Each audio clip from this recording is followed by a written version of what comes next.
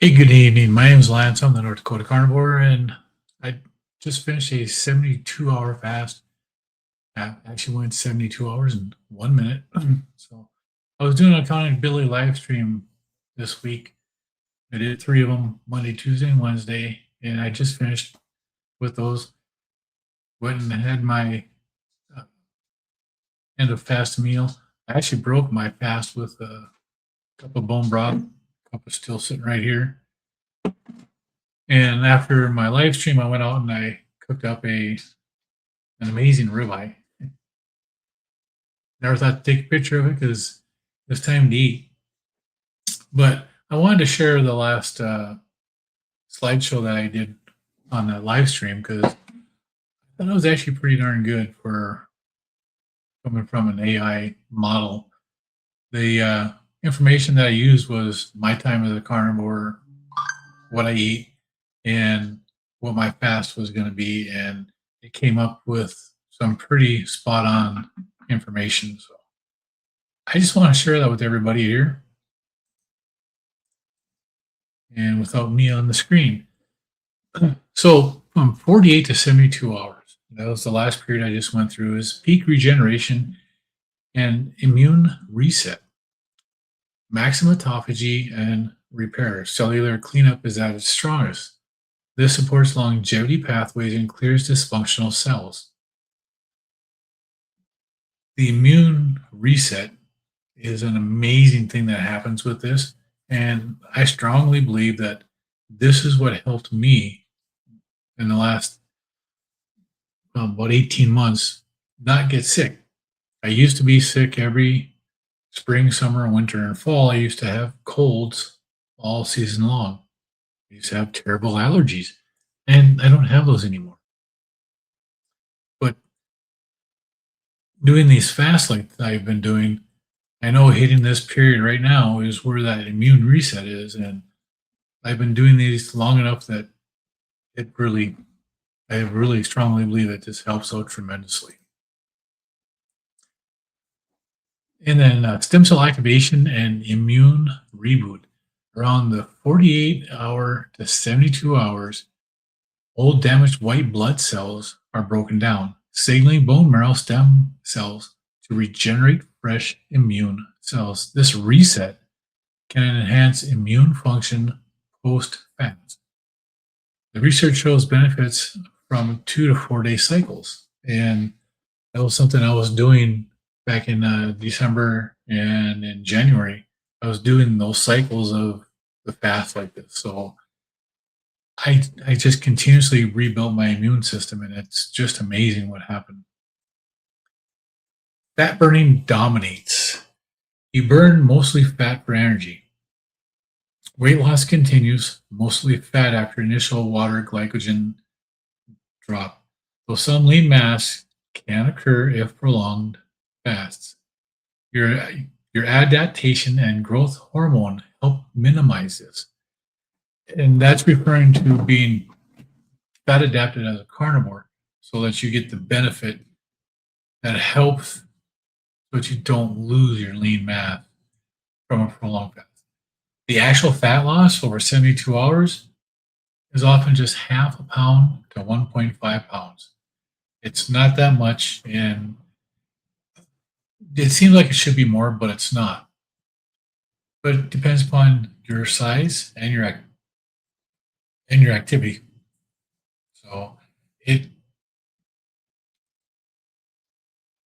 matters what you do. So if you're gonna be out walking and stuff while you're doing this here, it might help tremendously to burn some extra calories, but it's not needed. Hormonal optimization. IGF-1 linked to aging cancer risk drops significantly. BDNF, the brain-derived neurotropic factor, rises, supporting brain health. Metabolism shifts efficiently without major slowdown in short-term fasts like this. Typical experience at 72 hours, high mental clarity for many. But there is a possibility of fatigue, dizziness, or weakness of electrolytes or hydration lag. Muscle strength is preserved in adapted individuals, though high intensity endurance may dip temporarily. And that's where you see a lot of ketogenic or carnivore athletes or athletes who are trying to do this diet. When they're trying to do high intense workouts, when they first start, it takes a month or 2 months or maybe even more for their body to fully adapt to this, for their energy to be able to do the high endurance stuff. A lot of the people aren't given the chance to do that. So if it's something that you're going to try to do, make sure that you hit that 2 or 3 month mark before you really start to push it too hard. Overall benefits in carnivore context: accelerated fat loss and sustained weight management, deeper cellular repair, reduced inflammation, and potential immune longevity gains, hormonal and metabolic reset that complements carnivore, low insulin, and high fat oxidation. Many long-term carnivore dieters find 48 to 72-hour fast energizing and easier to do due to adaptation. And it is. It's much easier to do this fast that I'm fully adapted to the carnivore lifestyle than it was the first time I ever tried one. 72-hour fasts are simple to do. Now, to do this right, I do have to put the cautions and the risk in here. There is a risk for muscle loss. Risk increases beyond 48 and 72 hours if not adapted. Less concern for me because I am fat adapted and I am adapted to fasting. But you still have to monitor electrolyte imbalance, nutrition deficiencies, short-term okay, but refeed well, or refeed syndrome on break. Now you do have to be careful for refeeding syndrome. Not so much on the shorter fast, less than 5 days, but it can still happen. Not ideal frequently, once a month or less for most. Avoid if underweight or with certain conditions, example, diabetes without supervision. For me, as somebody who's adapted to the carnivore lifestyle and who has been fasting for well over a year now, this is not going to stop me. I'm going to be doing this fast, this 72-hour fast, once a week for the foreseeable future. I don't know how long. Other side effects: headache, constipation, mood changes, or cold sensitivity. Break gently with small carnivore meals, example, eggs or salmon, to avoid gastrointestinal issues. Basically, what that means is if you eat too much too fast, you'll be running to the bathroom and you'll have very loose stools. So be careful. Practical tips: hydrate heavily, water and electrolytes. Rest more, light walks helps. Track ketones if you have a meter for motivation.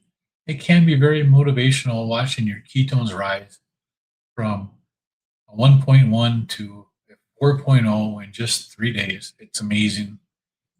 Refeed with your usual foods. Start small.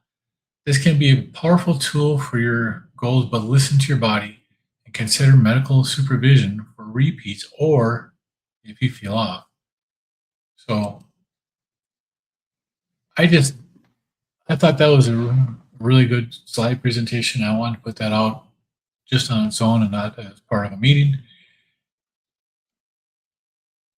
Let me know if you try